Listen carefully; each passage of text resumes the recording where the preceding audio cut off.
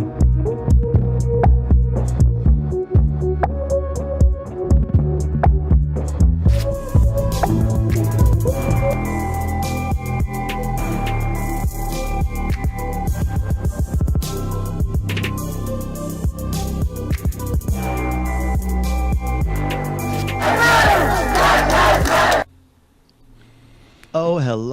hello. Welcome to Call and Response. I'm Baron.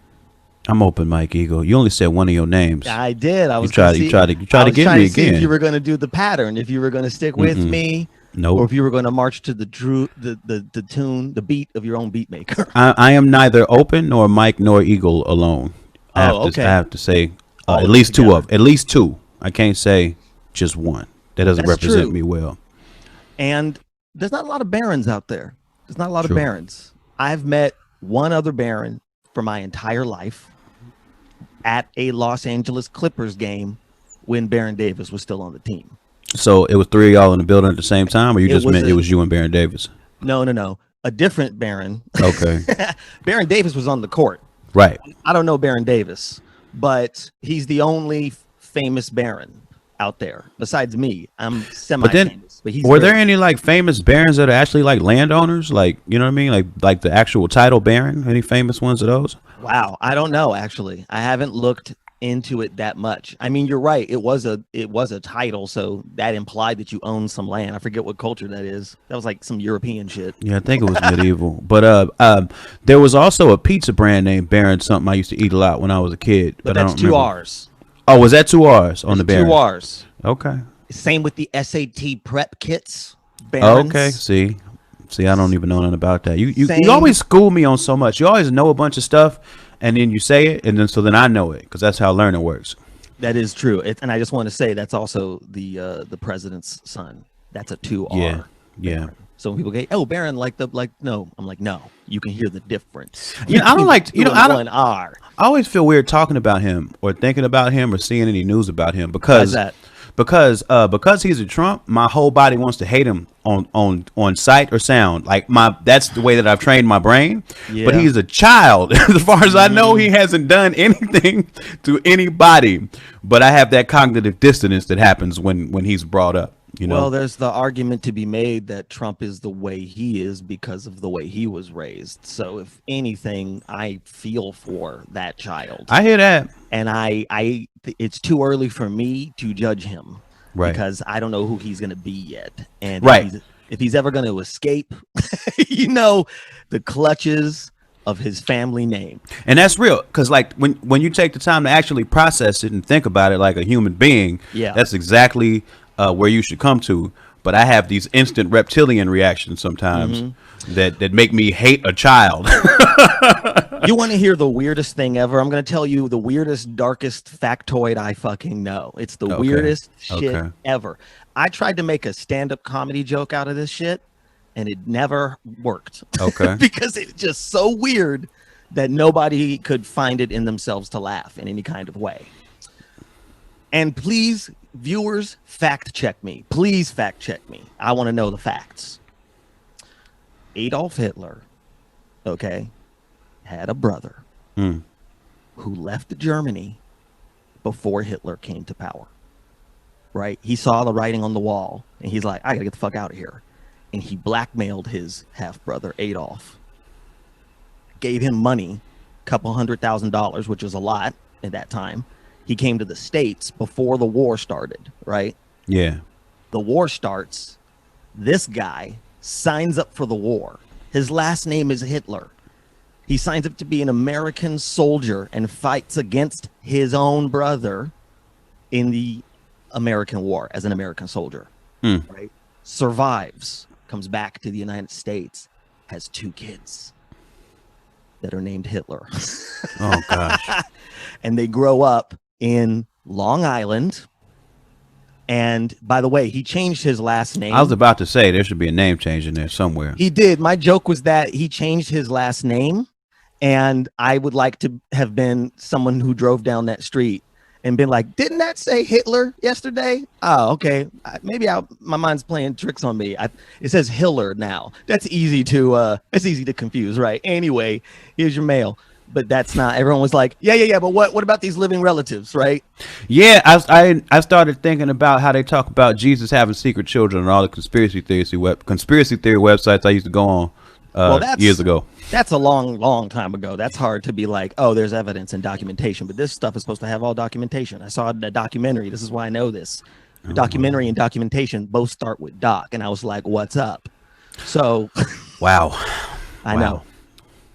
2 kids who don't know that they are related to Adolf Hitler find out on their father's deathbed. He goes, by the way, we're Hitler's. He dies.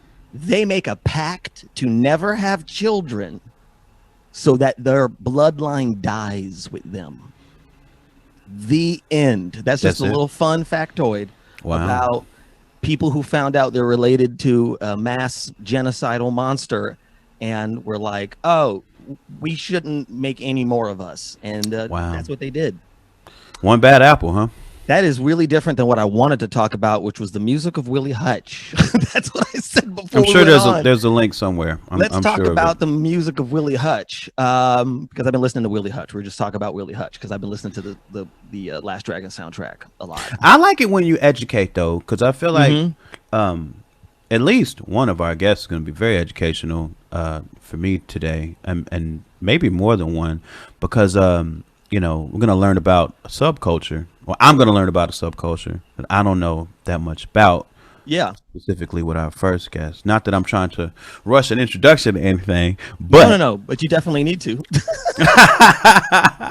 But I'm going to find that very educational. I mean, there's lots of ways in which this platform has been beneficial to me, and this is going to be one of the first times. Exactly. I actually get to learn about something live on air, Absolutely. And that's the thing. Like, how are you supposed to know what you don't know? Exactly. So it's kind of like ignorant is different than hateful, I guess you could say. So, but, I do know a little bit about this culture. But, we belong to subcultures. Exactly.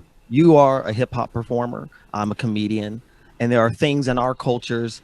There's knowledge I could drop about comedy and things that I would say that you would not get, and same with you in the scene in hip hop, right? Where you have to be in that scene to understand it. So that kind of brings us to our first performer, because he belongs to a quote unquote subculture. I hate even saying that word. Why are you saying the word subculture? Because it's just a culture. It's not under anything. Sub is under. That's what sub means. Yeah, like, but it's under culture. It's like it just is. It's a culture. But it's a smaller culture within the larger culture we all live in. You know what I mean? Like you wouldn't call having a cell phone a subculture. You know what I mean? Because most of us do. Well, but when people had those kick flip phones, that was a subculture. Exactly. Boost Mobile, that's a fucking subculture. So we're not speaking to the quality of the culture at all. No. Just stating that it's something that not everybody knows about. Yes, that's very true. That is very true. And now we would like to introduce our first guest here on Call and Response today. Please welcome somebody from the House of Ebony, the legendary House of Ebony, the legendary, iconic House of Ebony. Yo, what's up? How you doing, Shy? I'm good. How you doing, Brian? How you doing? Am I saying it right? No, I'm Baron. I'm sorry, Baron. That's okay. I didn't mean to say Brian. I'm sorry. And no, it's all right. How are you doing today? I'm good. Chilling. Trying to stay out the heat. I hear that. Where are you? What part of the country are you phoning in from right now? I am in the United States of America. Nah. I'm in New York, yo. I'm in New York. Okay, I'm from Harlem. cool. I'm from Harlem. And New York is one of the major hubs of ball cultures. It's mostly around the East Coast, at least according to the little research I was able to do. And when we introduced you, we said House of Ebony, but we made sure to say legendary because that really specifically means something inside of ball culture. So what does legendary mean to you?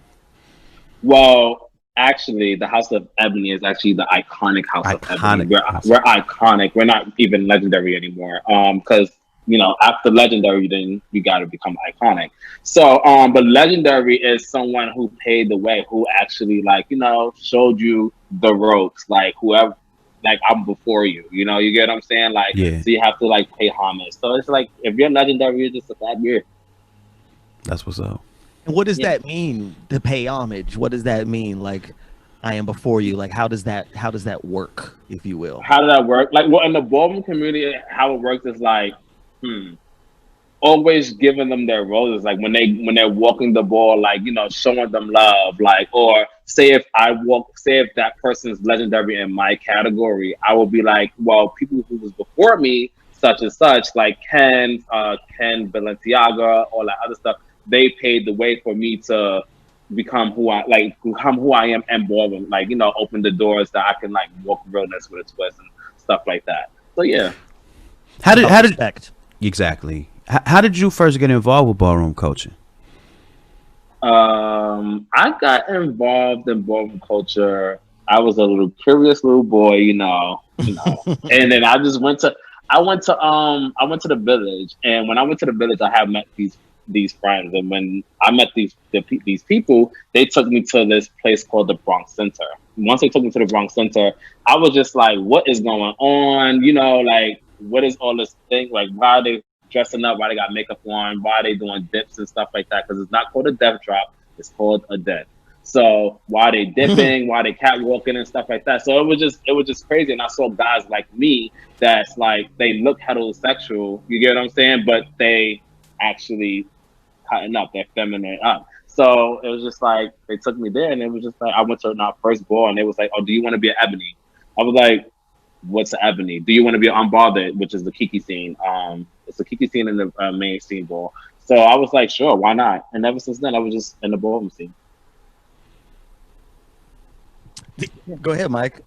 Well, you keep talking. You threw some terms out there that you're real familiar with, and I don't know nothing about. But I want you to explain. Like Kiki, what's the Kiki scene? What is that?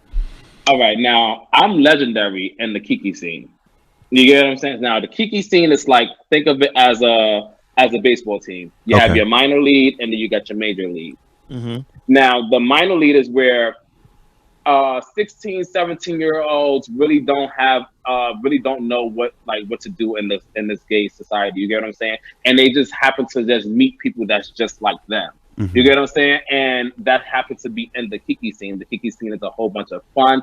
You can express yourself however you want. I mean, you can do that in the major ballroom scene also, but it's a little harsh. You get what I'm saying? It's a little, you have to be on point. You have to have faith. You have to do all of that. In the Kiki scene, it's a little leeway. Like, in baseball, when the little boy hit the bat, he could run this way, and they'd be like, oh, it's okay. You get what I'm saying? Right. And make him run that way. No, that's okay. You get what I'm saying? In the Kiki scene. Now, in the major scene, you can't do that. You know what I'm saying? You have to run the right way. So that's kind of like how it is, the Kiki scene. Yeah, gotcha. in the main scene. Yeah. So in the Kiki scene, there's room to grow and develop your act and your character, and then you graduate up to the main scene. Yeah. Okay. Basically just like that. Yeah. And I would say style as well, right? And your style. Yeah, like say if like you don't have that much style, you can learn from these people in the Kiki scene. And once you learn from these people, it don't even have to be a legend. You get what I'm saying? You can just learn from anybody, because it's like everybody's very creative in the ballroom scene. So yeah, it's just all about that. And what are the things, when you talk about learning in that scene, what are the things that somebody would learn? Well, definitely learn how to have tough skin. You have to have tough skin in the ballroom scene. You cannot be no punk in the scene, because you always sometimes you can get chopped. People tell you no, all this other stuff. People will read you like, oh my God, look at her hair. You get what I'm saying? Right, oh my God, he voguing like he got 2 left feet. Like, you just gotta have tough skin. But the things that you can learn is like learning how to sell face, learning how to catwalk, learning how to duck walk, learning how to vogue, period. Because if you're gonna walk the category, you have to actually just learn the category. You can't just go out there looking crazy. You know what I'm saying? So you just gotta learn from other people and watch. You were saying a second ago how like people find their way into the community. They might not even know it's there, but they kind of stumble upon it and get brought in. And it seems like, with just how harsh things can be in the real world, it's so important to find this community to belong to. And within that, like, how important is it to like have a house bring you in? Well, it's very important, especially like if you're like somebody new. Like I feel like you should definitely go around and see what house fits you. Don't say, hey, don't like say for instance, don't meet me and say I'm gonna tell you, hey, come to Ebony, and then like I tell you to come to Ebony and you don't really rock with everybody that's around Ebony. You get what I'm saying? So I think that people should just that's not me, but that's Shorty. That should be me, but all right. No, no, just playing. Yeah, so yeah, I just feel like what was the question again? I'm sorry. I was just saying, I got I was just saying how important it is to belong to a house, especially because the Oh yeah. outside world can be kind of harsh. You know what I mean? Yeah, so it's very important. I feel like if you need support, it don't matter if it's financial, it don't matter if whatever it is. Like if you need help, the family is there for you, especially on the floor. Also, like you will want to hear the name. And when you're walking, you want to hear your name scream. You know, Hmm. your house. You get what I'm saying? You want Mhm. that impact. You want to feel that. You want to feel fab. You get what I'm saying? Because if you don't have nobody behind you, then you just like it's a little boring. You get what I'm saying? But you want the people that's behind you because once you get the people behind you, then the crowd is after that the crowd is lit. Mm. Now, Yeah. before I said that all of us are kind of members of different subcultures, right? And Mhm. Mike is all of us are different are members of different subcultures that have their roots in protest, that have their roots in proclaiming our right to exist, hip hop, comedy, and the ballroom scene. So and we've all seen our scenes kind of become mainstream. Hip hop has become very huge, comedy's very huge, and now these things, because of shows like Pose and shows like Legendary, people are starting to know more about this, but they don't necessarily know the roots in the protest. And I guess what I'm trying to ask is, considering all of that, I guess, like, how is it that you would say that existing in this scene is a protest from just how the world works in general? Okay. So you're basically asking me. Let's Yeah. simplify it. You're basically Yes. asking me, what is ballroom itself? Like, Well, yeah, it's kind of like you live in the world, right? right. And Hmm. people look at you and they treat you a certain way, right? Correct. Which pushes you to find the place where you can be yourself. Okay, so you're basically asking me. Oh, you're basically asking me. Do I feel like ballroom should be underground, or do I like the fact that it's actually being brought Yes. to the world? Yes, because And do you think that's doing a disservice to the point of that culture, or do you think that it's good for the culture? okay. Hmm. See, I don't because I know people feel like the bone culture should be underground, but for me, growing up and me wanting to be like the person I am, like I want to be a star. You get what I'm saying? I want to be on billboards. I want to be on TV. You get what I'm saying? So in order for that to happen, woman has to come from out of their shell and be up on TV. They have to do all this other stuff. You get what I'm saying? Like to be recognized as this is a talent too. You get what I'm saying? This is a form of dance also. Because I mean, when you talk about contemporary dance and jazz Yes, and all the yes. other stuff, they don't put Vogue in it. And Vogue But is they stole from it. literally right, and got stealing from it. It's literally a whole talent. Like it's really hard work. So for me, I feel like it should go worldwide. You get what I'm Mm. saying? If it wasn't worldwide, if it wasn't international now, like I mean, I wouldn't be on TV. I wouldn't have the gigs that I do get. You get what I'm saying? Yeah. So I feel like it's really, really dope and it's great exposure. Like I mean, I feel like the show Legendary was really great for me. I don't know if Mm. I'm continuing, but or just talking, but I feel like the show Legendary was great for me and not Pose is because I wanted to show my authentic Vogue. You get what I'm saying? I wanted to Mm, show how I Vogue. I don't yeah. want to show the world how they used to Vogue in 1980. That's not me. You get what I'm saying? So Yeah, I just can't help but feel all the similarities to stand up and hip hop in Hmm. what you're saying. What were you going to ask, Mike? I want to know, like, especially nowadays, because you have your community where y'all support each other, and people don't know about it, they don't know about it, but y'all rock hard with each other, and but we in a moment right now where, especially people in minority communities, Black and Latino, are feeling the weight, feeling the outrage of like racial injustice with police brutality and all of that. And I'm wondering, does that find its way into y'all community? Does it find its way into y'all events and like the performances y'all put on and the moves y'all do? Does any of the rage of, you know, racial injustice, does it manifest itself in the ballroom scene? Okay, I want to be really honest. Super honest, yeah. So this is my opinion and how I look at it. This is not everybody else's and the LGBT community. But this is how I look at it. When it first happened with the Floyd situation, yes, I was all about the Black Lives Matter. We all move as one. You get what I'm saying? Yes, I get that, and I do get that. I get the fact that I'm Black also, and I'm also a part of the LGBT community. But you have to also, and then it was a second thought of, oh, I should go protest, and then it was like, okay, I should go looting.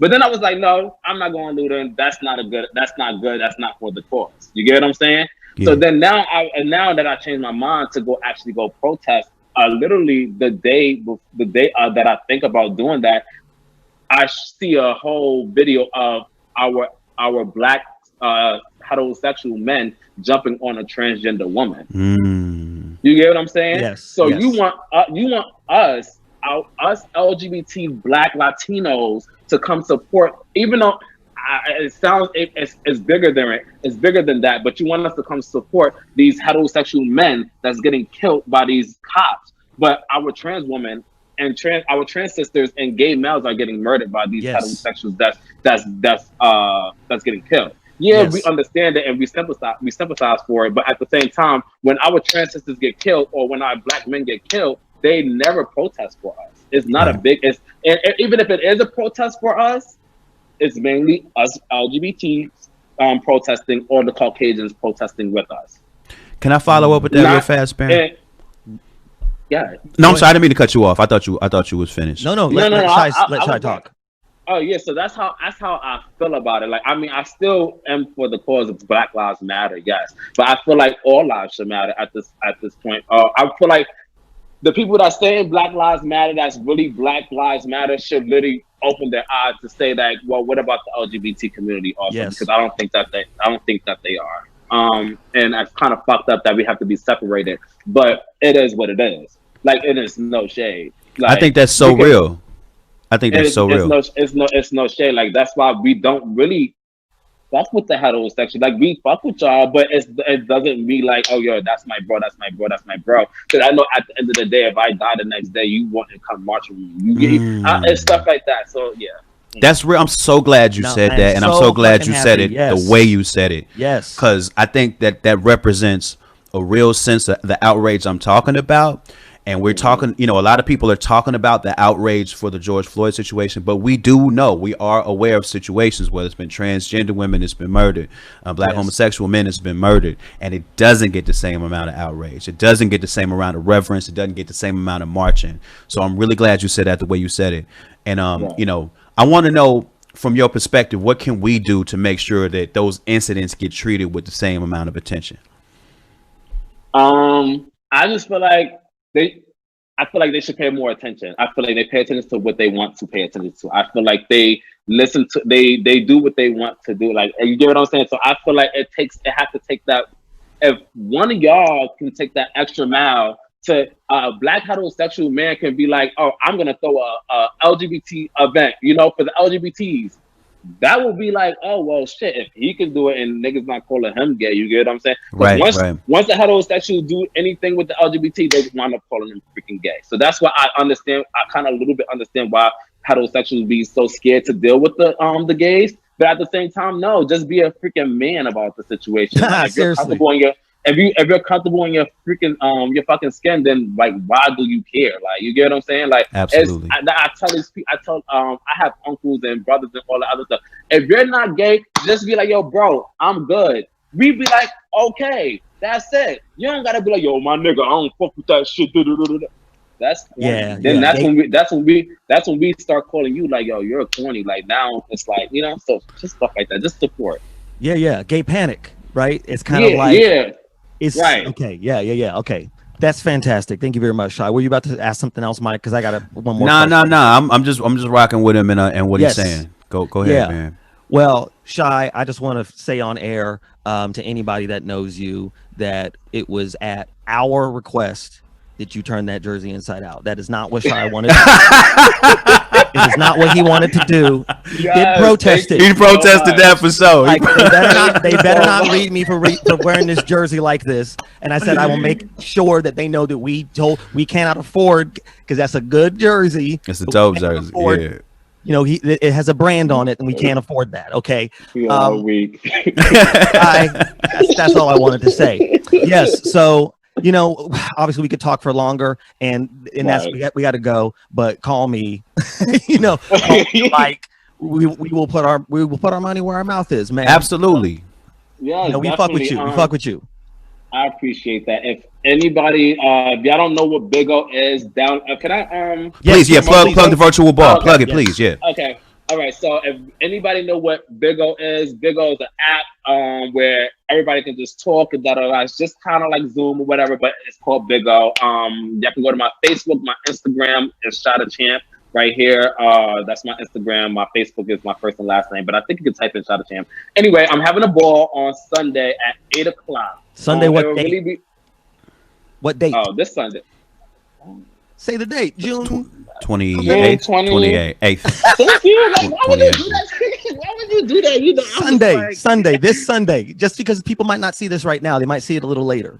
But Sunday. Okay. So this Sunday, June 28th at 8:00 Eastern, on Eastern time. Yeah, boom, boom, boom. Be there, please. Just show support. If you want to donate or anything like that, my Cash App is Shy the Champ, SHYDA Champ. Just let me know what it's for. Put the gay flags or whatever, so I know it's for the ball. And I'll give you a shout out. You know, I'm gonna definitely give you a shout out, Baron and Mike. You already know. All right. Appreciate that. Shy, we appreciate you. Appreciate your honesty. Iconic house at Ebony. Period. I appreciate y'all so much. Appreciate you too. All right. I think we're gonna. What I do now? Just stay there. hit the mute. Yes, we're gonna go for a little break in a split second. So yes, one more time, everybody. I can't hear anyone in the world. One more time for Shy, iconic house of Ebony. Mike, any feelings you want to share before we go out to this break? Oh man, no, that was incredible. I was just really glad we got to that last point and we're able to really address and talk about some of that, because I think that's real talk that we haven't been having. So I'm glad we got to that. Yes, indeed. Okay, we'll be right back after this nothingness.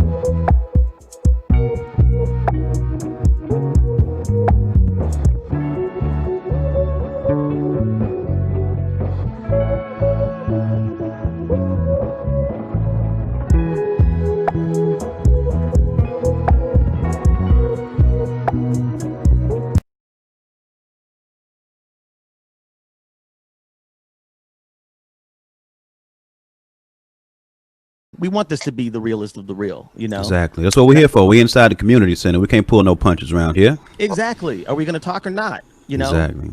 Let's not be delicate. And I think that our next guest will follow through with that mantle. Okay. So this is a person that, you know, people say corny shit like this is one of my favorite people, but this is one of my favorite people. And I've known her for a very long time. Met her way back in Atlanta, but you know her from The Daily Show with Trevor Noah. Mike, what do you want to say about this guest coming up? She's the shit. That's what I want to say. He is the shit. Please welcome Dulcé Sloan. How you doing, Dulcé? Hi, friends. How you doing? Hello. Where you calling in from? I am calling in from the trash ass city known as New York. Oh. I am currently in my crafting corner. I'm sorry? Are you not a fan of New York City? Oh, I hope they burn it down. You have to be there, but if you had a choice, you wouldn't be, right? Listen, if the Lord ever sees fit to bless me with the dragon, I'm burning it down. Oh, you're going to be a colonizer? That's why I was never surprised about that. No. Listen, I've been thinking about it. I've been talking about it on stage, and it's just like, I'm not a monster. You know, I would let them evacuate first. I don't want the people to get hurt. I just want this place to burn. Yeah, like listen, I'm gonna start with Staten Island. The only place I'm not gonna burn down is Drita DeVanzo's house and the mural for Big Ange. Shout out to Big Ange. That's it. So I'm guessing it's been a little challenging for you being holed up in New York for the last few months. Your girl's been out here crafting heavy, real heavy. What kind of stuff? Corner. You have a whole corner dedicated to it. Bruh, I got a whole campaign going. Listen, I got a little toaster oven back here for when I make my little shrink plastic and my clay, but I can't let people see that I got a toaster oven because then niggas will think I be snacking in my living room. So, but do you be snacking in your living room now?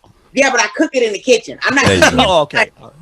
I'm like, ooh, let me paint something. Also, how these Hot Pockets doing? I'm not doing it. A Hot Pocket is a work of art in a sense. My brother told me he deep fried a Hot Pocket one time. Oh.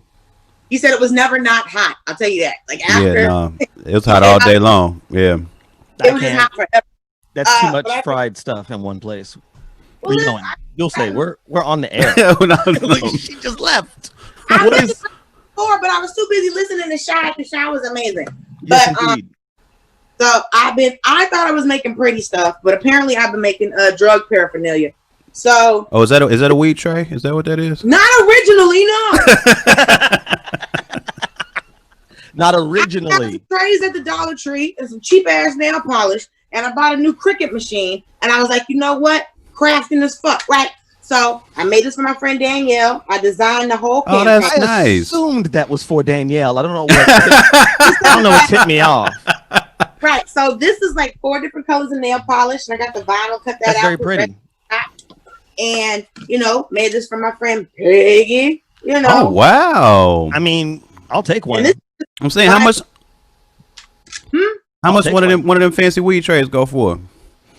Well, I could give you a friend discount. All right, I'm with it. We can talk offline. We also have to think about the occupational hazard of having to go to the post office and put those things in the mail too. So let us listen. That's been the other thing because like during all of this, my mom started making like face masks. And I didn't know when I was talking about this. I don't have any with me. Otherwise, I'd have to get off screen again. I would prefer. We're about content. We're about being visible. But she made me like 4 different masks. She buys them pre-made, and then she customizes them. So like P.D. DeAbru, for him when he promotes his shows, he has like a cartoon of him as a pigeon. So who is that? She did that. P.D. DeAbru, very funny New York comic. Just make sure you. Oh, P.D.'s hilarious. Give him a shout. Derek Gaines, his album's called Fuckboy Ground Zero. It's not my ministry, but his album. So I designed the logo for him and I sent it to my mom, and my mom made him a face mask and a t-shirt. What? And then she also gives you like drawstring bags to put the masks in. And now she started doing lanyards because people would lose their masks. So she's been giving people lanyards now that they can connect to the mask like old lady glasses. Mm-hmm. So if you want to take, like, if you finally get in your house, you take your mask off or whatever, or you're talking to somebody, you take it to the side, or, just want to breathe a little bit in between living your life. You don't have to worry about it falling off because it's connected to the lanyard. So that's what we've been doing. Okay, Mike. Let me interrupt you real quick, Dulcé. Mike, watch as I deftly tie everything that Dulcé's been talking about to the theme of protesting through art. Here we go. Go ahead, Big B. I'm ready. Let me do it. Let me go. Okay, here we go. Crafting is art, right? Any art is really in service of a community. The original art, you could even say cave paintings, were in service of the community to tell the story. Sometimes you could say of the ancestors, or how to properly hunt this animal, right? So crafting and art has always been in service of the community. It's always been about the people around you, right? Okay, so the fact that Dulcé and her moms are making masks, making trays for people that they know and love. It's not only practical and useful, which is what kinds of gifts you're supposed to give on one of the nights of Kwanzaa, but it's also in protest of the capitalistic system. Because this is barter and trade amongst the community who is, may I say, can I get an amen, who is supporting each other. And is that not a protest in the structures we have all been raised in? Well, I can say that I didn't go protest only because I didn't physically protest because I know just how I felt. I would have burned shit down. I would have out there with a table of like masks and Molotov cocktails going, Molotov cocktails, get a free mask, Molotov cocktail. In a shopping cart, just pushing it around. Just enough, how when people used to sell like illegal stuff, and like, when like on Canal Street, there'd be a lady walking with DVDs and the cops roll up and all of a sudden she's selling fruit. Same kind where she's like, boom, Molotov, or just walking with a rolling bag like I've been shopping and it'd be like, hey, Black Lives Matter, Molotov cocktail. Because that's how I felt, because it was just like, I've been in marches, and it's like, we have been marching for a very long time. I think the thing that's made me so upset with all of this is, one, the white people hitting you up talking about what can I do, da da da da da. And everyone's like, oh, it just seems like, they care so much now. It's, don't tell me you didn't know. You knew. You didn't care. So don't call me going, Dulcé, what can I do? Get off my phone. That's what you do. Because what I appreciate, because, I got them good white folks. And I've only been getting I support you. I love you. I hope you're okay. No one's been hitting me with well, I'm not sure. I just feel, no, I haven't gotten any of that, which is I'm very thankful for. But I think people know me well enough to go, don't call me with this nonsense on the phone. Stop it. So you said you didn't want to march. It sounded like because, you was too angry to march. I was gonna break shit. I was gonna flip a police car personally. We are gonna set something on fire. I was gonna go to Pennsylvania, buy fireworks. I was a fool. I was gonna set shit on fire. I was gonna provoke. I was going to act a donkey because I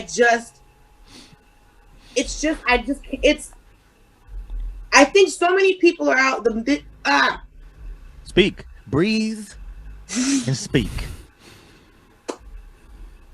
I'm so glad people are protesting everywhere.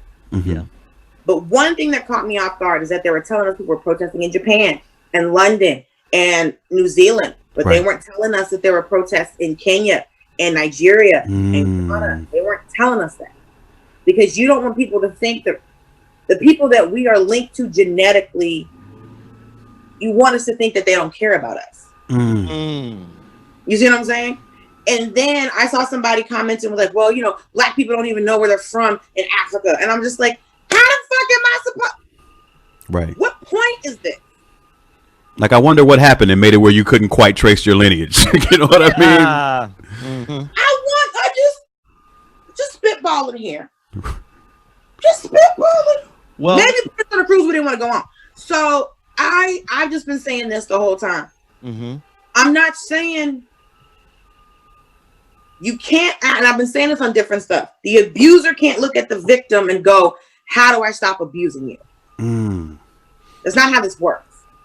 If I'm in the foundation of the building, I can't at the same time tear it down. Something outside has to come in and destroy. I can't stop. How do we take down a system that we didn't even create and we're trapped in? Because when it comes to civil rights and when it comes to the end of Jim Crow, there was a bunch of white men who passed the bill. The end of slavery, there was a bunch of white men who passed the bill. All of these things, white people had to go to white people and go, we're not doing this shit no more. So instead of asking us to prove to you that we need to be treated as humans, talk to your fucking dad and your mama. And your uncle. And acting like that they are not benefiting from racism. I'm not here for the, well, we're all minorities. No, bitch, you get a sunburn, you were complicit. That chick was standing right next to that dude when they had slavery. She said when Ruby Bridges was desegregating a school, there were white women standing outside with a coffin with a black baby doll in it. That wasn't white men. That was white women. White women have been, 52% of them voted for Trump. I'm not here for it. Y'all benefited from this entire system. When you look at, what was it, the heifer in the park with the dog? Was it Amy Cooper or something like that? Yes, that cow. Her. Thank God he was recording her, because what did that heifer do when she got on the phone?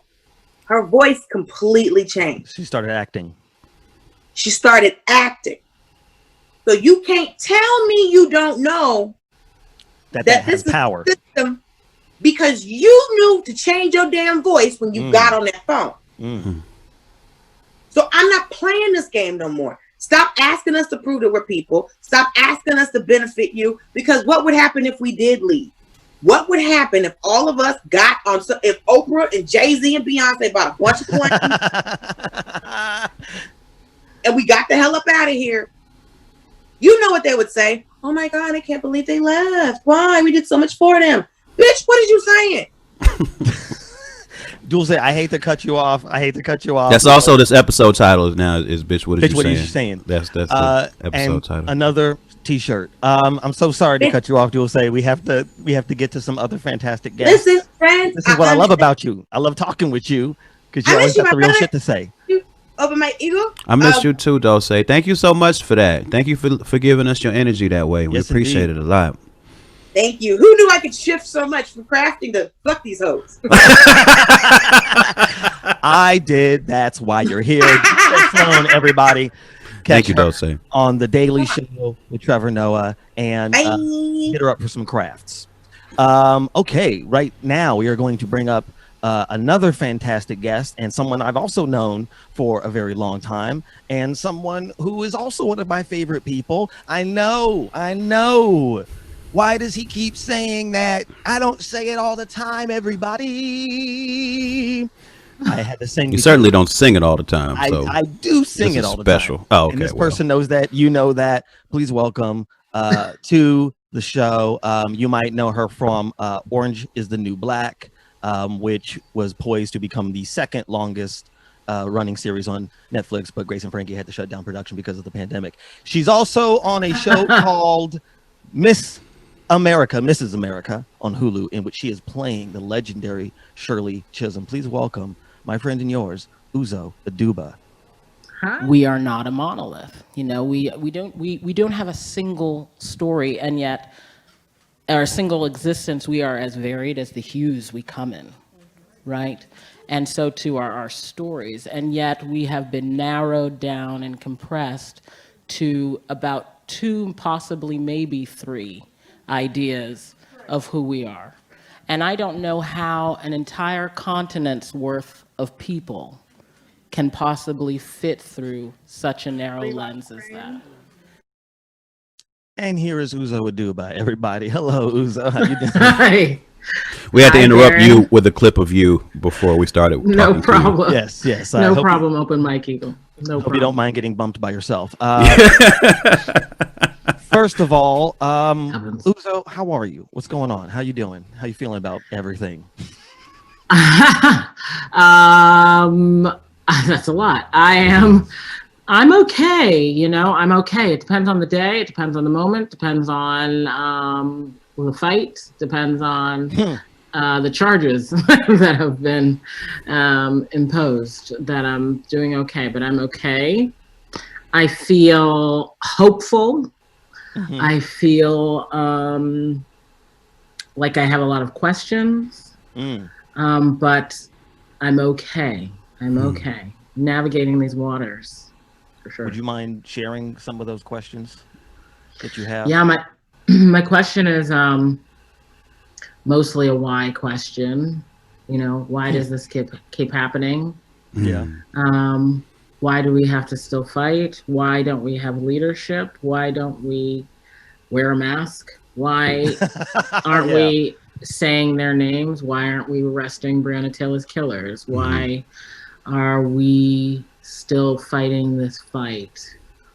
Why do we have to, Dulcé said it well, keep proving that we are people?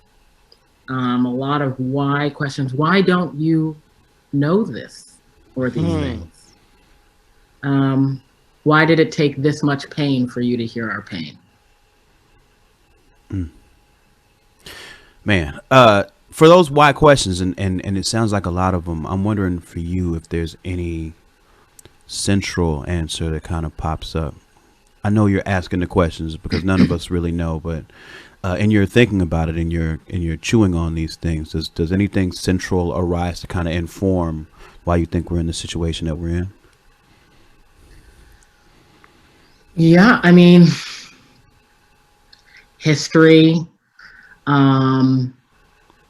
I think, I'll say first, I think the first thing that comes to me is I kind of really am team not making myself responsible for answering those questions, because those are all questions that I'm placing elsewhere, because the truth is I don't have the answer.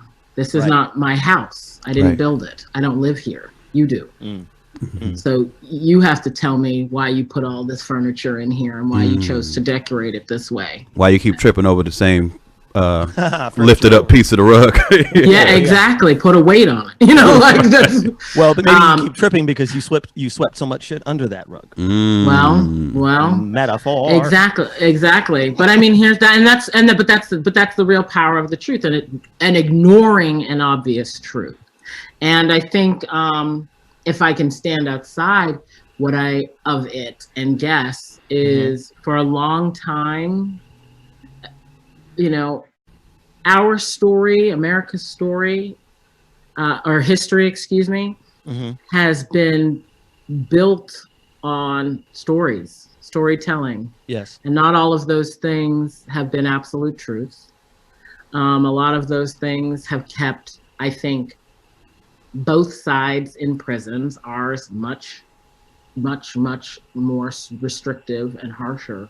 And literal. Thank you, Baron. But it has oppressed us, and it has kept you from experiencing us and our greatness and the world and our greatness. And so that is a form of self-induced victimizing as well. You victimized yourself in a way as well. You know, when you think about all the people that we have killed or incarcerated or left behind in terms of education or socioeconomics, you think of all of the spirits who were colonized or enslaved. You wonder for a second, maybe that's why we have no cure yet for cancer.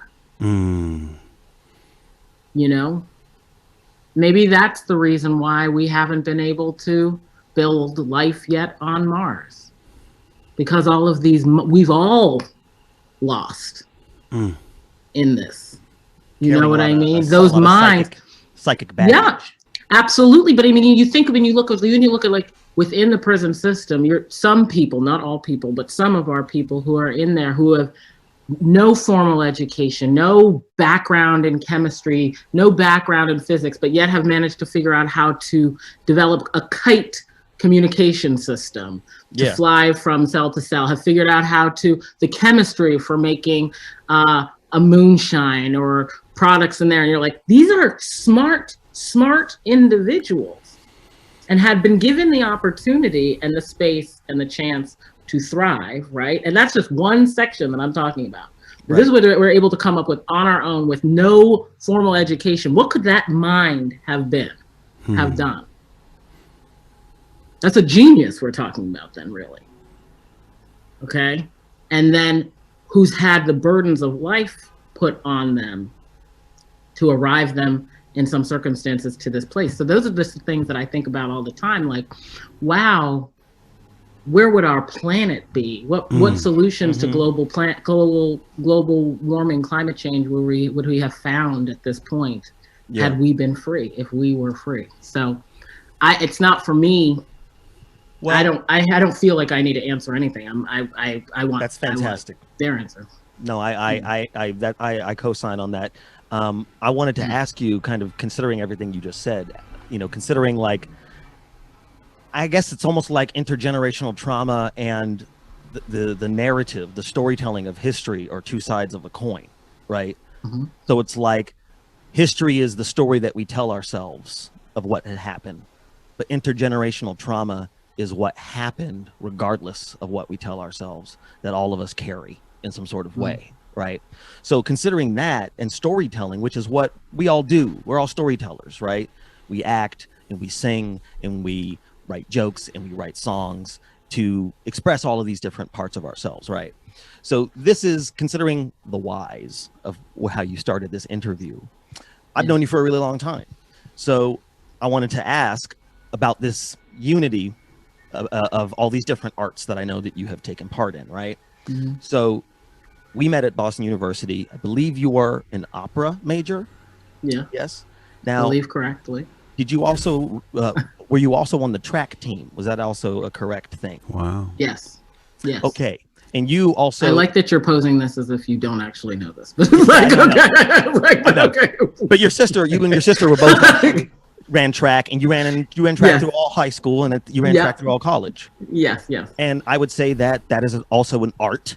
Sport is an art. Mm-hmm. So why opera? Why track? What from those things have you brought into yourself as an actor?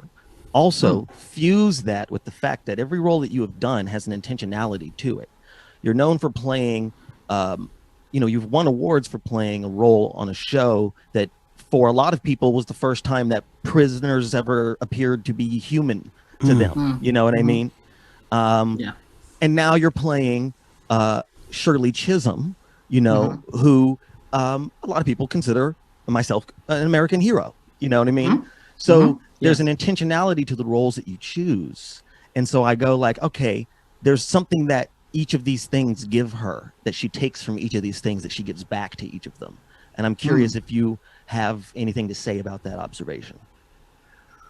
Okay, working from the top, I would say I picked opera because quite honestly, that's how my voice just naturally sang. I believe there's a difference between singing and making sound. I can make sound, make and manipulate sound. And then there's something from, the pinky toe all the way up the gut through the spine that moves you to make music. And that is singing to me. And that is how my voice sang. That's how I felt the most free. There was nothing to do. I didn't have to make my voice sound anyway. That's just how it sang. So, and I would say I also picked, so that's how I began into the opera. And I also didn't have the language skills, the vocabulary to know that what I liked about music and singing was actually the story. I didn't know that was separate from acting. I just only knew that I liked to sing and I liked the words and I liked the crafting of that with music. So that's how I kind of arrived at that. And I came from a sports family. I came into the arts pretty late in my life. Like I started doing it I guess comparatively. I started doing it in high school, but I had always been in sports. All my siblings did sports, and so I ran track in college because I got a scholarship to run there. Hashtag fire it up BU. And so, so proud to be you. So it's like, I went and I did that. And I think what I carry from both of those into what I do is, I think that my favorite thing from sport, and I say this and I really, no shade to anybody who's never played a sport, but I hope everybody at some point gets to play a sport, particularly little girls.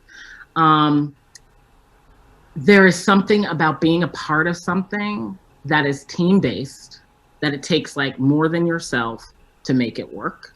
And like having that understanding of like the like, it sounds so cliche, but like they know I in team, you know what I mean? But it is really true. Sounds like theater a little bit, doesn't it? Yeah, but like, yes, but there's like, yes, it is like theater, but did you do that as well? I did do that as well. Office so also in a theater, isn't it? It is also in a theater, so I could apply, fuse all of that into it. I also think there's something about sport, like my favorite thing my coach ever told me was like, focus on your own lane. Like, do you know how much time it takes to turn and look left? I ran 100 meters, guys. So it's like, do you know how much time it takes to look to your left or your right? It takes 1/10 of a second to look left or right. And that's enough time to decide first and last place. And it's like, just stay focused on your own race. And it's like that commitment, like I'm not even looking at anybody else. Sorry, no shade, but it's like, I'm just really focused on what I'm doing. I am doing. And I think that is important in playing sports. And then what was the other question? Sorry. Well, I'm just thinking like you're doing all these things because it sounds like, I'm fusing all of these things together to kind of see like team dynamics kind of helps in theater. It helps on a set. Oh, for sure. As well. And then we're talking about stories and the stories that we've told ourselves, as a country that are based on lies. But you are playing characters, in which those stories are humanizing people that have had lies told about them, right? Like, like American prisoners or someone like Shirley Chisholm, what I would say, right? Yes. Yeah. Well, I think doing those two things at the same time, I think particularly maybe being in opera and like having no examples when I was doing that, save like the Jesse Normans, the Leontine Prices, these great, great people that I had to go and find and discover and see like their power and the phenomenal space they held. I think it did make me purposeful in some way in my choosing, because I very early came to understand the wide expanse of Blackness, that this single idea of that I'm seeing on the 7 o'clock news, or when I'm a kid watching entertainment, and the narrow way that we're being portrayed is not our truth. I would even layer that in into my, I'm first gen American. My family's from Nigeria, I would layer that into it too. Having gone and seen a place where I am seeing an array of who we are, hearing my mother say, I didn't know there was anything wrong with being Black until I moved to America. Right. I said, what do you mean? And she said, in Nigeria, your president is Black, your poorest person is Black, the richest person is Black, your teacher is Black, your lawyer is Black, your doctor is Black. So this idea that we can only do one thing is just so foreign to me, and just seeing that, I think that drew me to wanting to tell interesting, diverse, nuanced stories that have more than what either sometimes the page might offer, or more than what the world might think we can offer. I think it's very clear, especially listening to you speak, you're a person that is very thoughtful, you have a lot of empathy, you have a lot of compassion, and I think everybody can agree that you bring that to characters that you play in an amazing way. And I'm wondering, in this moment that we're all living through, how challenging it must be to have all that thoughtfulness, empathy, and compassion, and be feeling all of our outrage, feeling all of our pain, and to have to navigate an industry that is like the industry around your craft, which is really white and really capitalistic and doesn't really make a lot of space for the things that we're processing. I'm wondering how it is that you navigate that, and if you have any advice for other people who are in a similar position. Well, I mean, I'm a work in progress every day, learning every day. But I think for me, it has always been, it was such a long road, Mike, getting to full self-acceptance, loving my gap, loving everything about myself. You know, I'm not saying there's no every, you know, days where it's like, oh, I wish this, that, whatever it is it might be, but it's like really accepting and seeing myself and knowing myself as being enough, right? Full stop. That I can't be wooed into thinking I need to do something differently outside of myself. To fit in or find proximity to something I will never possess, never be. Doesn't matter how hard you work, want, desire. I don't want, work, or desire any of those things, but that idea being sent to you, it takes standing in that and knowing that that isn't really truly is enough. You know, and not being trying to shift or do anything in that like that, and realizing that that is, you know, my superpower. But I think also more important right now, realizing that that actually is my activism. And that is how things progress, things move. That someone like myself who felt invisible when I would watch TV or go to the movies growing up, that the most powerful thing that I could do is hold on to myself and exist in spaces and fight for spaces different from where I'm normally kept, so that the young lady behind me or the actress standing beside me can think differently. I would encourage that. And I think I feel hopeful. Why I say I feel hopeful is it's like this next generation who is out here marching, voting with their dollars and speaking up, whether the industry wants to join willingly or whether they come kicking and screaming, this industry's hand will be forced to change because the market's demand has changed. And these young people, they vote with their money. They don't just vote in November. They vote with their money now. And that's a game changer. Wow, you sound like a person who would be perfect to play someone like Shirley Chisholm. Because I think what you're talking about is what, when people say self-realization, when I hear people talk about that, I think that what you said there is a perfect example of what that looks like.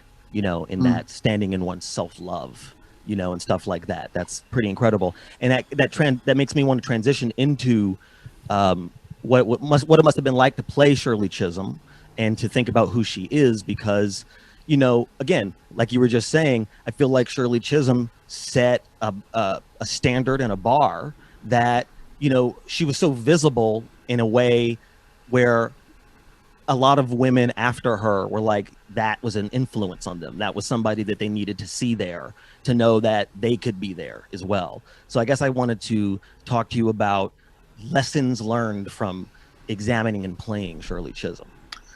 Yeah, I mean, it was really dope. Honestly, it was awesome. It was awesome. It was awesome. And it was like not even trying to be, you know, whatever. It was really truly an honor. It was the best thing that I got out of playing that role was understanding that I'm not alone in this fight of feeling like who I think I am and what is possible for me can be different from what the world think is possible for you. And that was what I got out of this woman who's running for president in 1972. She's not running for president, you know, 2016. She's running in a time where she's standing right on the heels of the Civil Rights Voting Act, death of Martin Luther King, death of Malcolm X, Montgomery bus boycott, March on Selma, what name it, she's in that space, right? And the fact that she's doing it, you realize she is a woman, she is a Black woman, she is Black in America.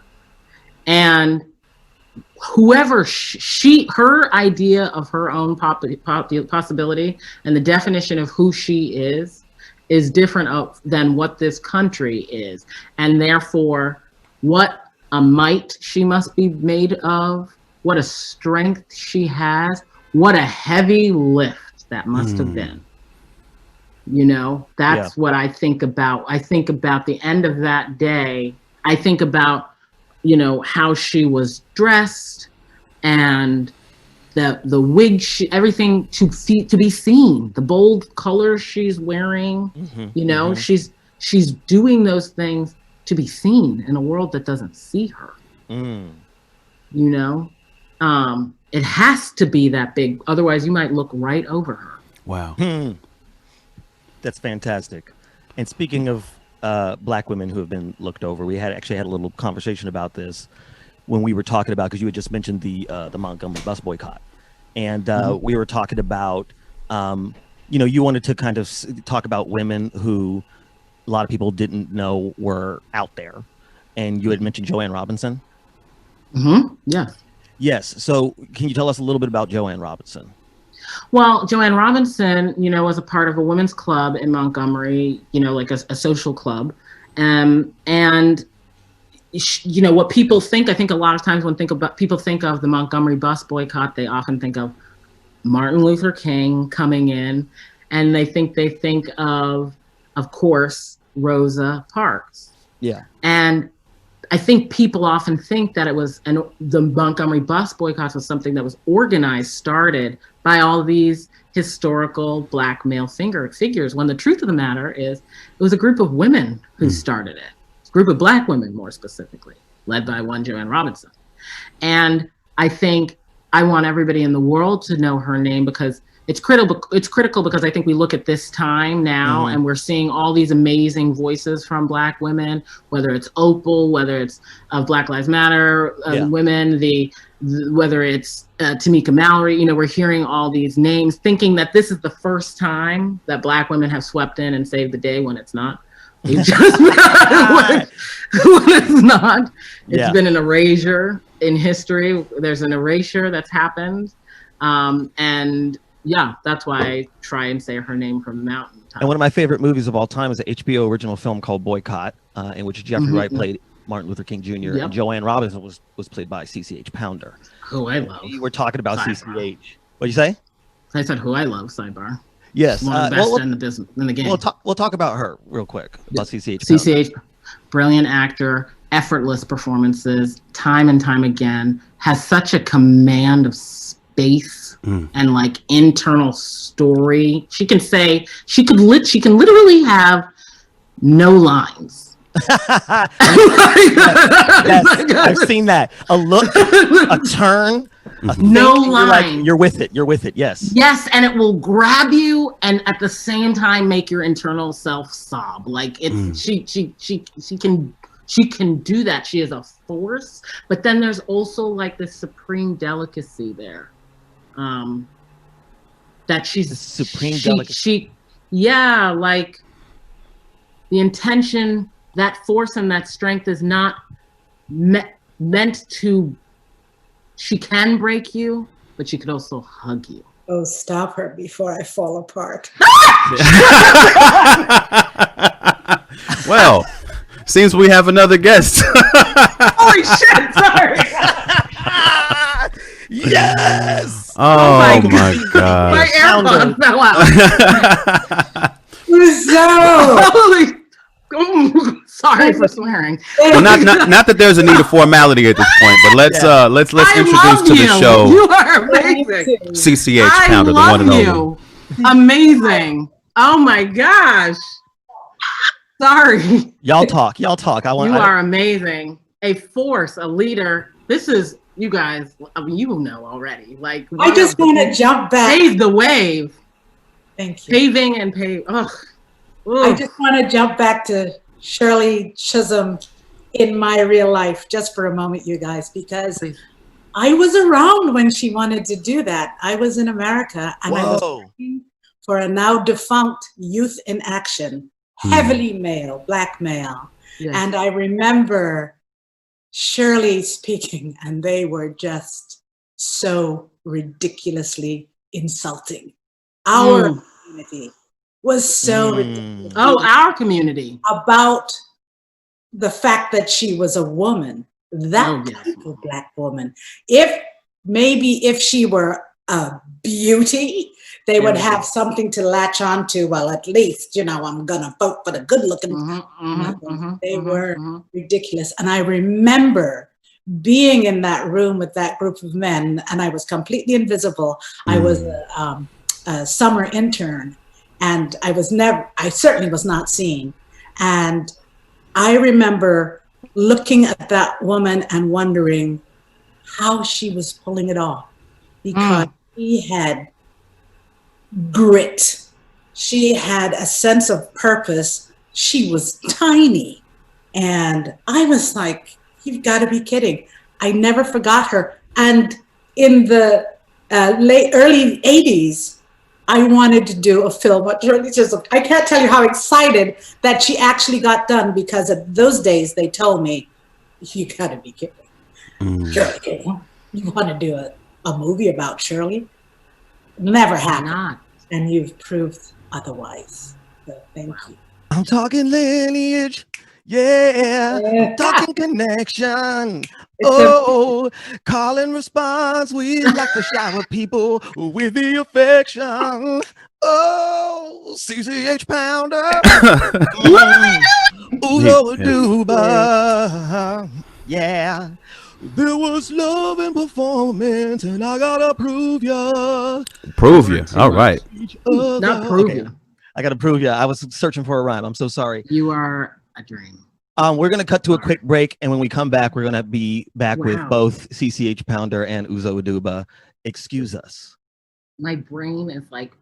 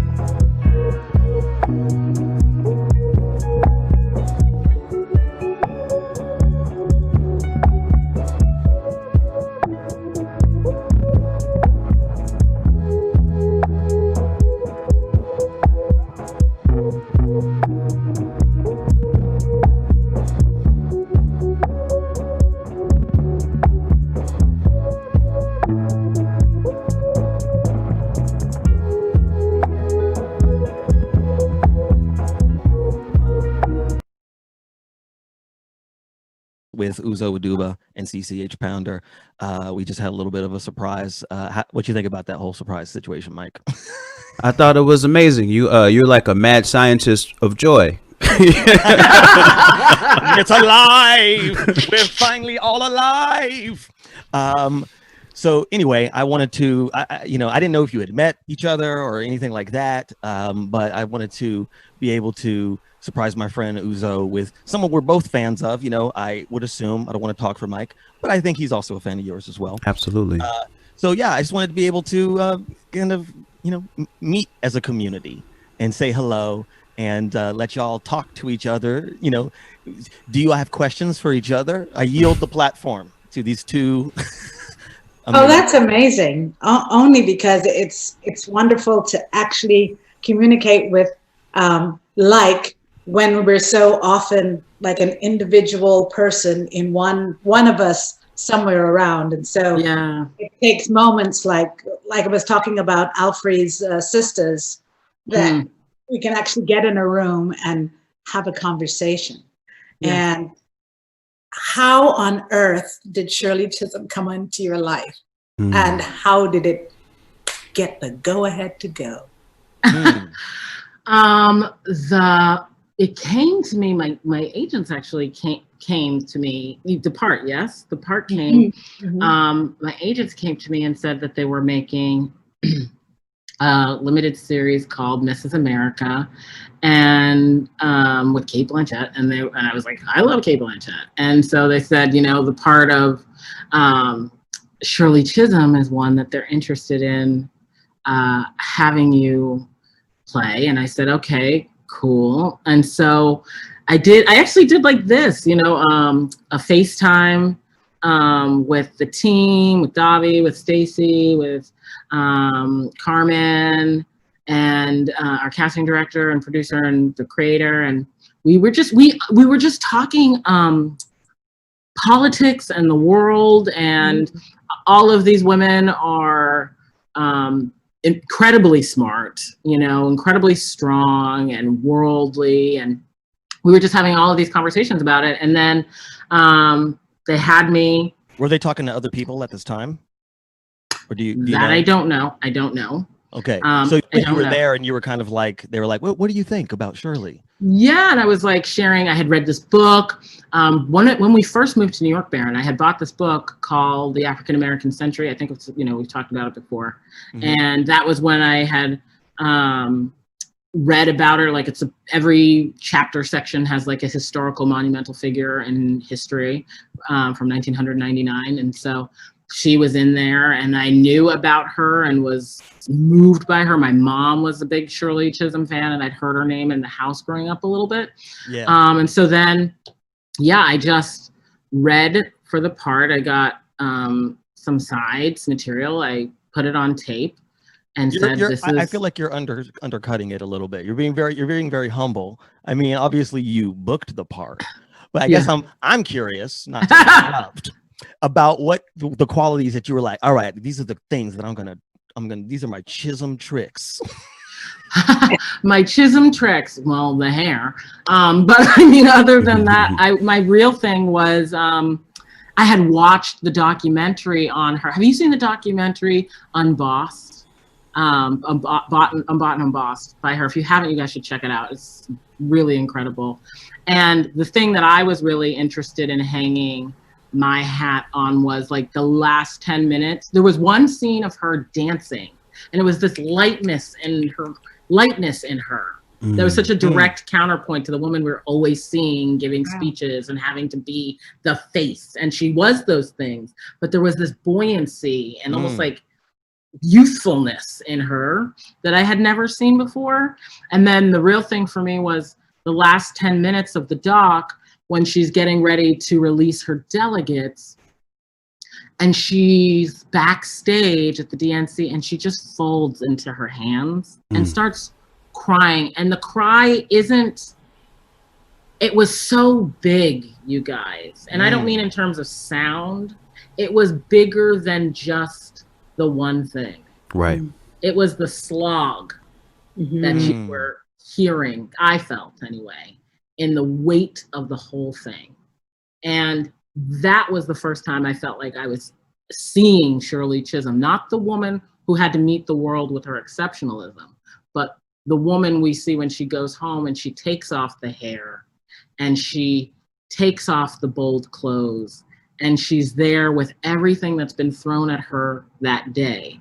That was the story I was interested in telling, that woman's story. Fantastic. Does that answer the question? Yeah. For me, CC, did you get what you wanted? I did. Yes. Did. Yeah. Can I ask a question? Go ahead. Can I ask a question? Sorry.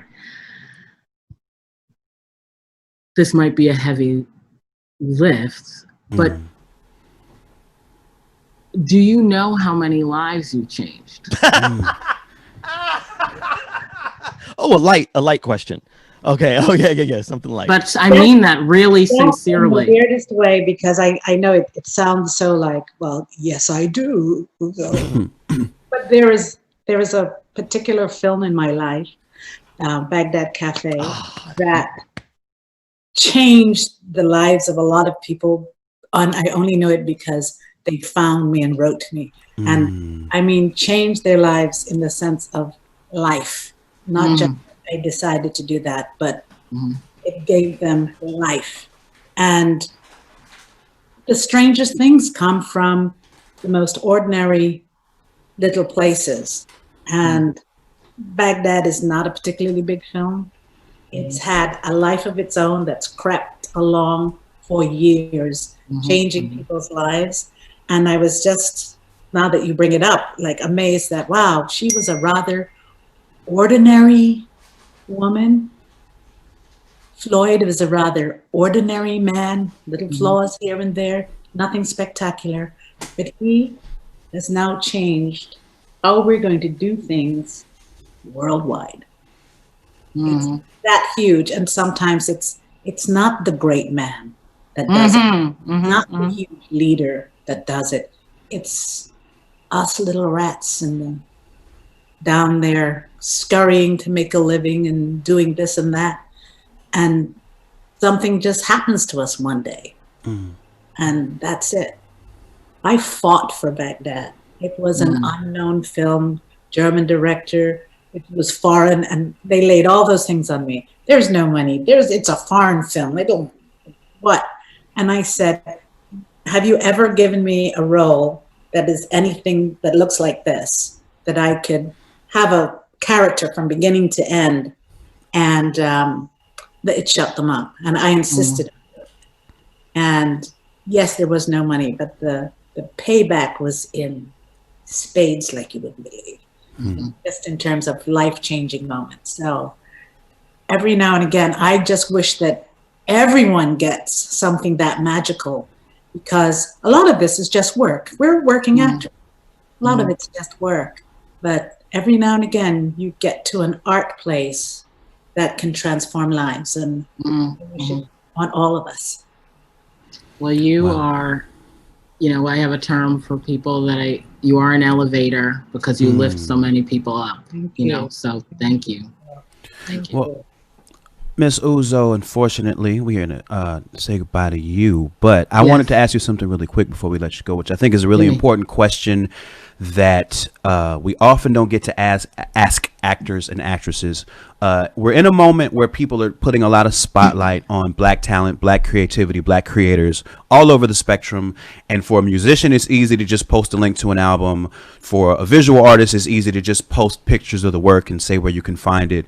For an actor or an actress, what is the best way to support you? Is it just watching the work, or are there other ways that we don't necessarily think of in front of mind that are best ways to support Uzo Aduba? I don't have a short, sweet 30-second answer, but I think what I can say that I think is would be a way to support not just me, but I think all the people who look like me or who have had a single pathway. I would say that what would be how you can support is when when folks like myself or the Jody Smiths or the Lupitas or the Denies and all the way out and as far as the expanse can see, when we venture into spaces that we aren't normally thought of existing in, holding, go see those projects. The Michaela Coles, right? Like, go see and support those things, and imagine that individual in that place that they've never held before. Imagine a Michaela as a Julia Roberts, because that's real, that's possible. Dream bigger. I guess that would be the thing that I would say. Support all of those women, support all of those voices, and men too. You know, when those scripts don't be narrow in your vision for us. Thank you so much for that. Yes, indeed. And the host version of Baron Vaughn wants to say, and please support Uzo by watching Mrs. America on FX on Hulu. Yeah, FX on Hulu, and her depiction of Shirley Chisholm. Uzo, thank you very much for being here, and we'll talk soon. Thank you. This made my day. Bye, God bless y'all. Bye, y'all. Yeah. Take care. And now we get to roll into a lovely conversation with Miss CCH Pounder. Thank you very much for being here. Oh, it's been wonderful. It's I'm so glad I watched it from the very beginning, and I just have to compliment you on that wonderful arc and variety of inclusiveness that this program had today. Oh, why? Thank you. Oh, so glad we're getting to that place. I'm so glad we're making it. Yeah. Mike, what do you want to ask? I'm a really good interviewer. I just ask my co-host. Say something, Mike. You smart. We spoke to Ernie Hudson last week, and he, in talking about his career, talked about a long history of especially when he started, he didn't get roles that were very fleshed out. And he talked about how he had to do a lot of work to do, as he called, bringing humanity to characters. And I wanted to ask you, is there a specific thought or process you have of bringing a spirit of protest and defiance to your work when it's not always there on the page? It's a great question. But first of all, I came from the theater. Mm-hmm. So there is a sort of tradition of this is your bit, you're on, you're off, and there's a kind of a satisfaction of having delivered. So I am a deliverer, regardless of whether it's one line. And I don't mean because it's one line, it's like, this is my line! I don't mean that. However, I am going to write something where I want you to come in and say that exactly. But there is a wonderful time of fitting in, which I think is really important. And I did a film with Mike Nichols, I'm Dancing as Fast as I Can. It's Meryl Streep. Mike Nichols directing, Meryl Streep was the lead. And on the very first day of film, we were all there.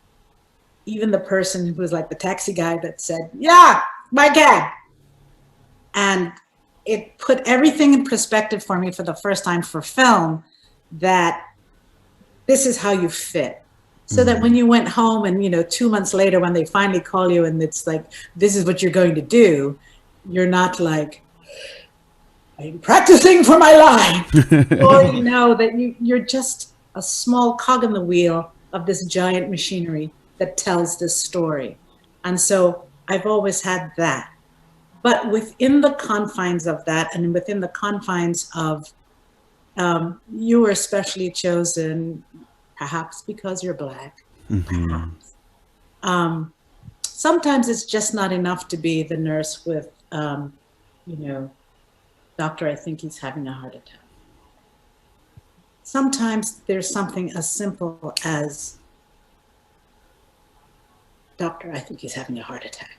It's the urgency which we give life for that makes people you get a feeling. And I don't know whether it's germane to me or whether this is part of the Black experience, that you bring all of these things, unconscious or conscious, with you. But there is a kind of intensity that I don't seem to want to give up. And I'll give you a perfect example that I've had recently, where I was reading a story with the kind of intensity that I was experiencing from it. And the young lady, who was British, said, "It's quite lovely. Could you perhaps sort of lighten it up a bit?" And I said, "Oh, I'm sorry. Is this for a white audience?" Oh. And she said, "Well, yes, sort of." And I said, "Okay, well then this is what you actually want." So I did it and I sent it in. And they ended up going with mine, but with my version. But it's sometimes really important that you understand that the level of emotionality in actors of color is an essential and important thing, as opposed to like, "Oh, it's too much, back on." This is who we are. And this is who I'm selling. Wow, that is fantastic. I feel like from myself, that's always been like a weird thing in my career as an actor. I'm classically trained, blah blah blah, Right. and I work, but I have brought sometimes a level of intensity to things that I think sometimes turns people off. And I'm not saying that I haven't been demonstrative. Of course, I have been, but you know, when I bring who I think the human is. You know, it's always about like minimizing the things that I think would make this character, you know, work or be real, I guess. And I always give people what they want, but I always feel like I'm being asked to, not even as simply as, no, don't be so big. That's a different thing. But there's like a level of intensity or presence that I sometimes feel like it's making someone else uncomfortable. And that's why I'm being asked not to do that. Does that make any sense? It absolutely does. My friend would say, people are going to tell you, "Don't be so black. You're a little too black." And they'll try other words to work around that, whatever that means. It actually, to me, means sometimes specifically Black American, sometimes. Because there's an expectation of an attitude that is not everyone's, but it's what other people somehow recognize of, like, okay, that's what creates character. And so there are a lot of these very surface people, a lot of very sort of surface presentations that are far shallower than I would want to give out. And at this spectacular age that I've arrived at, where all of you are my children, I am not really interested in delivering a character that is so wet. Yeah. Wow. Well, Mike, you're going to ask something? Well, you know, I know the original top line of this episode was protesting through art. Yes. And you had submitted to us some art that's moved you recently from a man named Patrick Waldemar, and I believe we have some of his images to show, but I wanted you to describe, if you will, why his work, specifically this recent work, resonates with you. Okay, and it's really more why an artist, and it's any artist, finds themselves in a situation like we all are now with COVID, with the protests, with Black Lives Matter, with the statues coming down or not coming down, with the sense of there is a pressing and urgent need for change, and much of it is quite ugly out there. And here I was with an artist who happened to be doing a new series on the courtyards of New Orleans. Beautiful subject, and they're fantastic courtyards here. And I was particularly interested in them because the wrought ironwork that he has introduced into the paintings have a lot to do with blacksmiths who are Black people.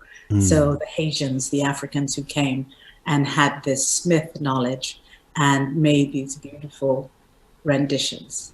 But the problem is he was watching television at the same time in the background, and this endless barrage of murder, mayhem, protest, burning, and a head of state that had so little idea of what to do and how to implement anything that was positive for the rest of his people. And he couldn't tolerate simply painting a beautiful photograph. And he was so influenced by Floyd's murder that it kept coming into the paintings. And this is what I want to show you, that even as artists, we cannot sit idly by. Even if a beautiful thing is due to a gallery, here is what is happening in my brain right now. And so maybe we can show the photographs now. I believe we are showing them. Yeah, we are. You are showing them. Okay. And so I was enthralled of the fact that it's in every part of artistry. The poetry is different now. People are writing uplifting but demanding works of words, I'll say. People are painting differently. If you can watch on Instagram, how many images there are of Floyd in every kind of situation, being honored, being the truth, we're trying to tell the visual truth of it, songs that are coming out. And so we're influenced by this, and sometimes we're the leaders of how to get people motivated to the next step. So if you see something, or you've heard something, or you hear a song, and it tells you, I'm gonna go vote this time. If it gets your butt up, and you become part of the collective force that will make a change, then I am interested in sharing that with the world. That's awesome. Incredible. We wanted to ask you a little bit about some other visual artists, because Mike has a visual artist. Well, I love this visual artist too, but I became aware of her work because of Mike preaching her work. You want to bring her up, Mike? Oh, I'm assuming we're talking about Carol Walker. Yes, indeed. She works often in brilliant silhouettes that appear almost childlike or cartoonish and fantastical, but if you really look at them very closely, there's a lot of painful depictions, especially of Black American history, that we don't often speak about, especially not to children. So there's an innocence to her work, but there's a realness to her work. I believe we're showing some of it right now. Yeah, I'm trying to see if we can get some to. Oh, you can see it? Yeah, I can see it. Okay, all right, cool. Yeah, and this is some of her sculpture, I think, here. Right, yeah. I never got a chance to actually see any of the large-scale sculptures. A lot of that stuff was in New York a few years ago on display. I've seen stuff of hers that's on museums, and a lot of that is the silhouette work, just kind of on a flat plane. I call it the black and white nightmare stories. Yes, exactly. Exactly. Yeah, they're really powerful. Yes. And I have another really, I've met Cara, by the way. Oh, that's beautiful. Very briefly, I met her here in New Orleans, where she had a huge installation on the banks of the Mississippi with what I call the hurdy-gurdy machine. And then they also played themselves, and they used the music that the riverboat plays.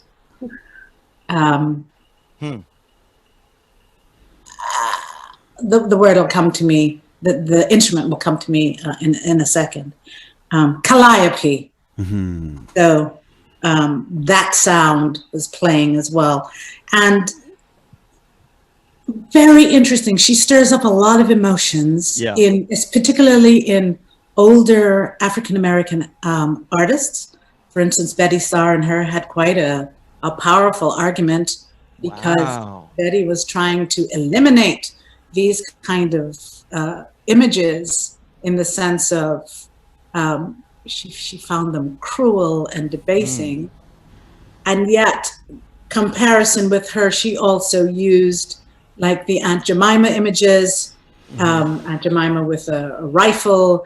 The liberation of Aunt Jemima is one of her great pieces that somehow in the contrast of each other's conversations, it was very hard for them to come together. And in the end, they sort of agreed to disagree. And I think there was room for all of those ideas. And that's probably why I'm going to bring back Shy again. There has to be room for a lot of ideas. Yes. That's all part of our history, our story, our becoming, and no one is entitled to be left out. Which brings me. Oh, I'm sorry. Say that again. Now, I'm just going to say we don't have the privilege of leaving people out. Absolutely, absolutely. Which brings me to my next question. I think it might be our final question, even. You know, I guess the theme today, in some ways, whether intentional or unintentional, is, for lack of a better term, multiculturalism. In the sense of not even just the cultures of that we all belong to, whether it be hip hop, comedy, acting, actual visual art, sculpture, ballroom, kiki, etc., you know, but also nationality. Yourself, you were born in a different country. Our friend Uzo is a first generation American. Her parents are from Nigeria.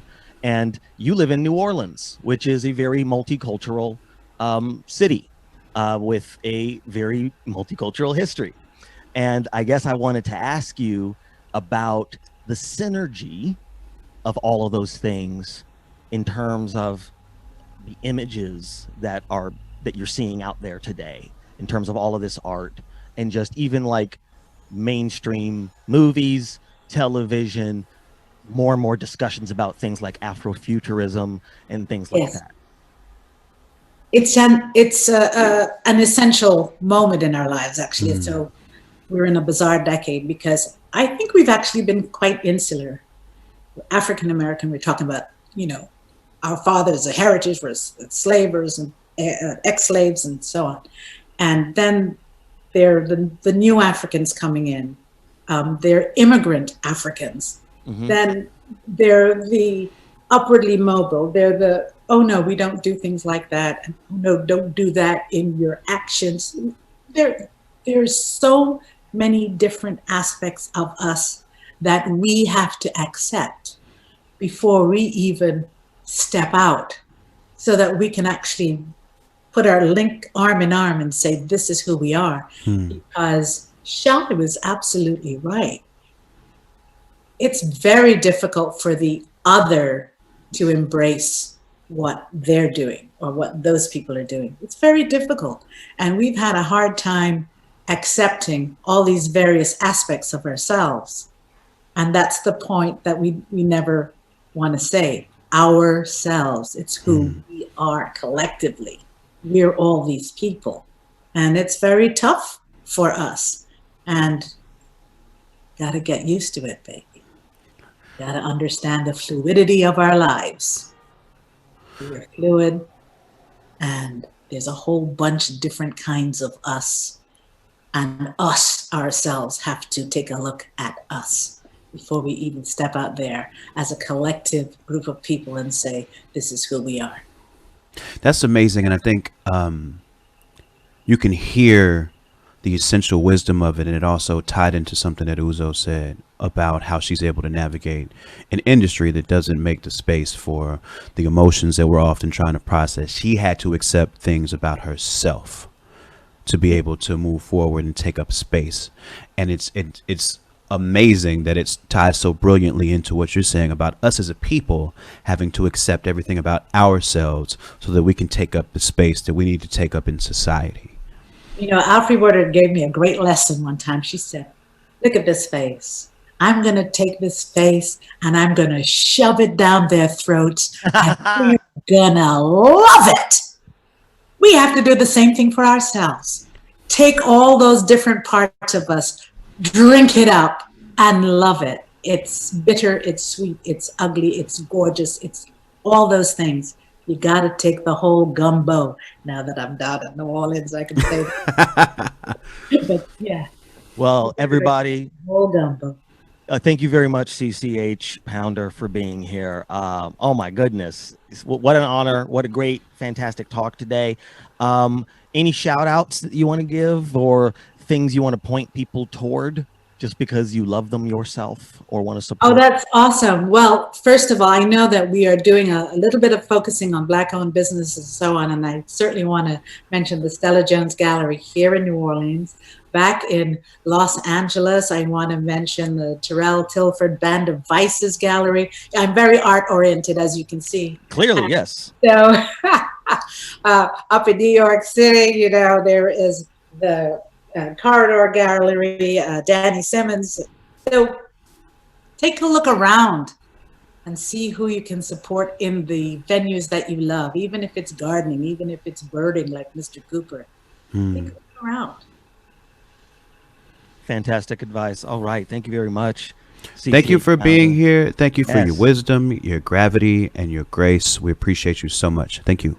You could be my son. I just love you. I love you back. That's lovely. Thank you. All right. Bye-bye. Oh, my goodness. Mike, Bye. what an episode. I got a new mom. Yes, you did. Okay. Bye-bye. All right. Bye. Oh, goodness. Well, I mean, I guess the theme is support each other. It right? is. In all of our different forms and shapes. Straight black dudes, stop being weird. Yeah, don't be homophobic. Don't be transphobic. Homophobia is just done. It's over. Come on. We got a ways to go though before we get there though. Really, I know, because you know the kind of conversations we have to have with our own brothers to actually get to that point. Because you know we got a long line of it. You know, it is up to us. Yeah, but you got to support queer people. You got to support trans people. You got to support. Okay, they're us. We are them. The end. Absolutely. Absolutely.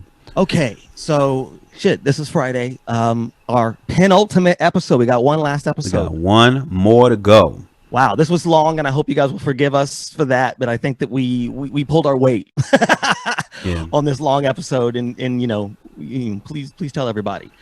So this Monday will be our final episode of Call and Response. That is going to be a great episode, Mike.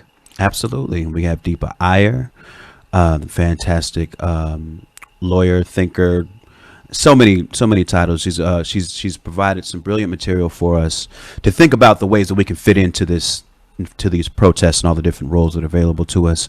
We have our good friend Janelle James, the comic, and we speak to brother Hanif Abdurraqib, who is a brilliant writer and author, and we get to chop it up with all of them. Yeah, we're just going to be kind of talking about all the different things there are to do to promote social change and how you can participate in all these many ways that you might have not thought of. So I guess that's it for us, right, Mike? Yeah, we want to give a shout out to Funny or Die and a shout out to Blavity for lending us their platforms. But yeah, man, it's another great one. Play your part on Monday and today. Protest with art. And if you eat lots of beans... No, please don't. What? Just don't do it.